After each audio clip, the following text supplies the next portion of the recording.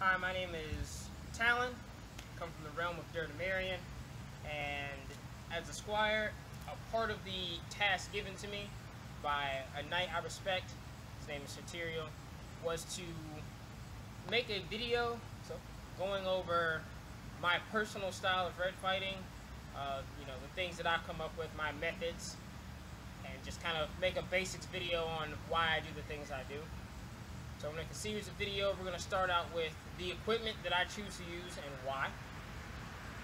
Personally, I like 5-foot red weapons, so 60 inches.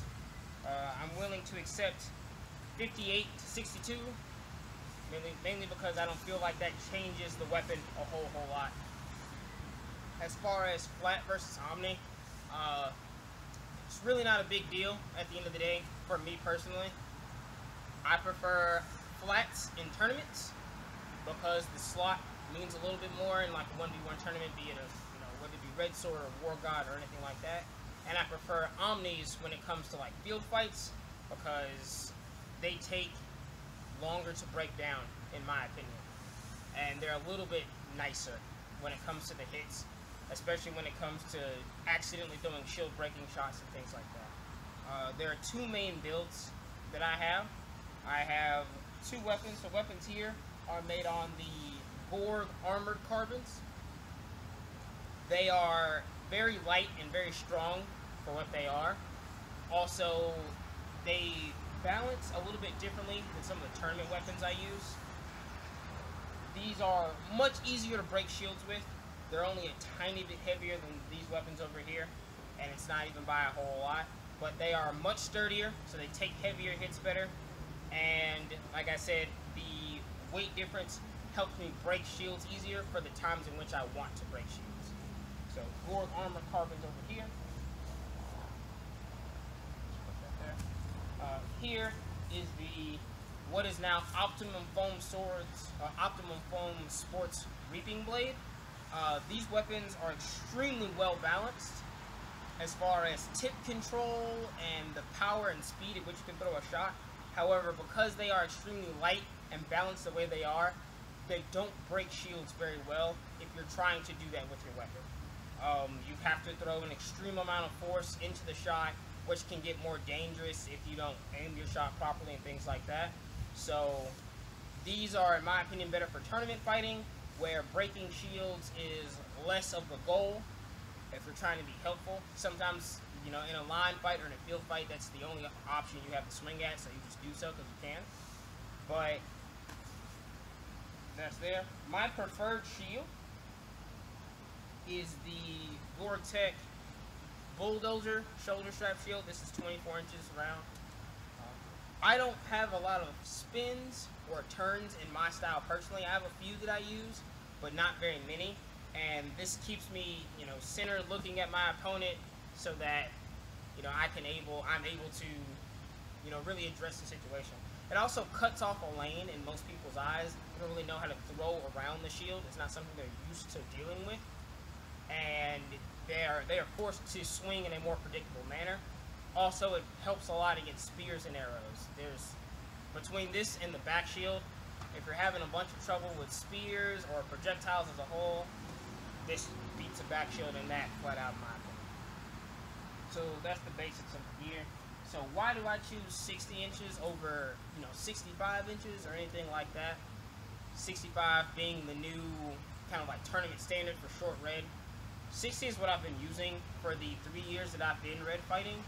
And I've tried a 65, and the speed and the fakes and the feints just aren't the same for me personally.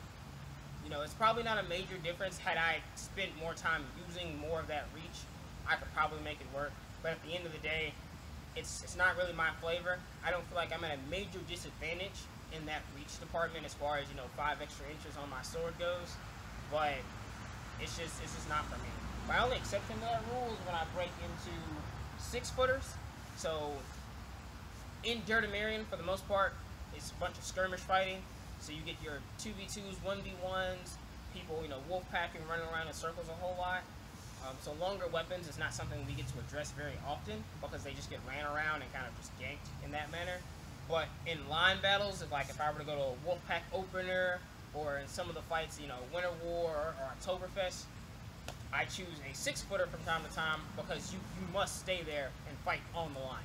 All right, there's not enough space to run around flanking all the time and things of that nature. So a 6-footer gives me a little bit extra reach to combat poles and things of that nature without having to change my technique up too much. For the most part, this is just a very long sword as opposed to a true pole. So 6-footer is about the only time I break out of the 5-foot range. As far as gloves go, I have hockey gloves that I've cut the cuffs off of. I've watched too many people bust their thumbs, just trying to hand block strikes and things like that. Hockey gloves are a little bit thicker than lacrosse gloves. Like I said, they have the hard thumb there, and even when I do things like sword and board or 2-stick, I just feel safer blocking strikes as a whole if I happen to have to block a red or anything like that. It's just, I feel safer in my hands for these. I don't have them in the video, but I also have wrist wraps that I wear around. They just go around my wrist. You can just get some boxing wraps, tight wrap around the wrist. Helps, wrist stabilization, so you don't hurt yourself while fighting. So that's the equipment aspect of this. My overall goal when I, develop techniques or develop footwork or things like that is kind of like an anime-esque style of thinking. I want to have paradoxical skill. What that is skill that people don't understand. They don't know why they lost. They don't know, how they came across in this, how they found themselves in this situation in the heat of the moment. They just know that they're being beat. I want my skill to make no sense to anybody until, I have to teach it or I have to explain it to them personally for them to truly understand the depth of why I'm doing one thing or another. So that's the basics on the equipment that I choose.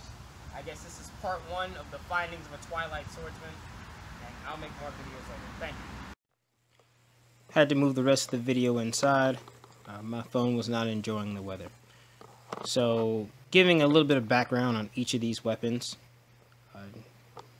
Just face to face. Sorry if you hear my cat in the background. So, starting from left to right, the Omni black and red covered weapon. It's a custom that I made on Gorg's Armored Carbon. I bought a weapon from him. It broke down, but he's selling reblade kits, so I bought two reblade kits to finish it out. The design of the weapon is based on a weapon that I saw Blade Master Dozer using in a picture, and I just copied his design to test it out. I have a lot of weapons over the years that I've just bought or made just to test a design to see how I like it. It has a shorter handle than the other weapons, so choking up isn't a huge option that I do a whole lot there. That handle is about as long as I would hold the weapon naturally, so it always keeps my hands at the natural maximum length. Like I said, I'm not choking up very, very often with that weapon, but the half padding itself is thin enough so that I can do so, comfortably. It's made of Velara. Keeps the weapon light. I wouldn't use Velara as a half padding. It's not very sturdy. So, maybe if I ever rebuild the weapon, I'll get rid of that. So, that one's a custom. The second one is the 62-inch Gorg. This is just a flat blade armor carbon. And I'm not sure why it was sold at 62 inches. It was kind of a special thing. I guess he had made a few specials and we're just trying to get rid of them. So I bought one of those.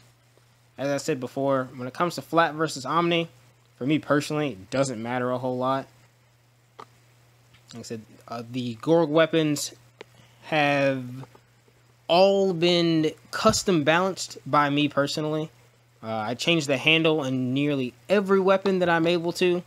The handle is just the most personal part of the weapon. It's the part that, you'll be holding as a fighter most of the time.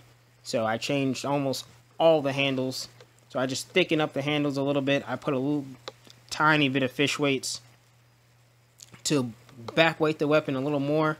Like I said, the Gorg weapons compared to the Optimum foam sports weapons are only the tiniest bit I don't want to say heavier. They're just balanced differently. To me, the Gorg weapons are better balanced for breaking shields, and that's what I keep them balanced for. So they swing with a little bit more heft to them, but not so much that the weapon feels unwieldy. And I use them for breaking shields.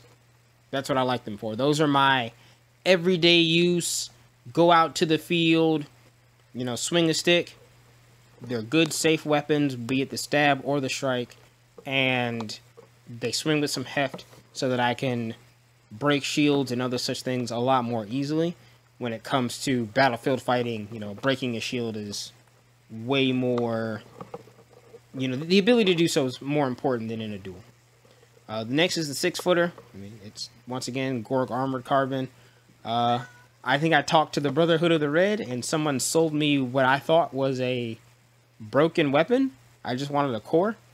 They sold me a completely good weapon, but I still broke it down and I customized it. The cover looks ugly because I can't sew. Not very well anyways. But once again, it's just weighted in a manner that I want it to. Most of them weight, I want to say, just around the handle. So like just above the handle, so that they meet, you know, the Dagger here rules and the Belagarth rules. And it's just a 6-footer, that's all. And the last two are Optimum Foam Sports Reaping Blades. I've customized the handles for every weapon to have, you know, tennis racket or baseball grip, because it helps grip through the gloves better. The Omni one, so the one to the far right, has a hexagonal handle. I guess they 3D print throws. It feels really nice in the hand, and it just, I don't know, it just feels better than a standard round grip, but it's not so much better that it makes, you know, that big a difference as far as it goes. And the black covered one is just, you know, a flat blade. Those weapons are super light, super fast, great for tournament fights where you're trying to throw fakes and feints and trying to throw slot shots and things of that nature. They do not break shields very well. You'll have to swing them a good deal harder than you would have to swing a Gorg weapon, and that can be a little bit dangerous as far as trying to, you know, be safe while fighting. So if you're like, I want to have the ability to break shields, go get a Gorg sword. If you're like, I never want to break shields, I only want to pass through armor, and I want to throw all the fakes and feints in the world, you know, an Optimum Foam Sports Reaping Blade is what you're looking for. I honestly suggest having one of each. Like I said, Gorg, great for the battlefield. Like, all of my battlefield weapons can be used in tournaments, but I prefer the ones on the left for battlefield fighting and the ones on the right for tournaments. So that'll be all for that. So in the next video, I'll get into defense on different weapons and, you know, why and better ways to use the buckler. And we'll continue it from there. Also, a disclaimer, I am not a blade master. I do not have a blade master's house. I am also not an apprentice. I'm a squire. I'm just one of the few squires that don't focus on sword and board or archery that I know of. And so someone asked me to make a video about my style. I didn't want anyone believing or anything like that that I was a blade master. No, I'm just making these videos for mainly fun and information. Thank you.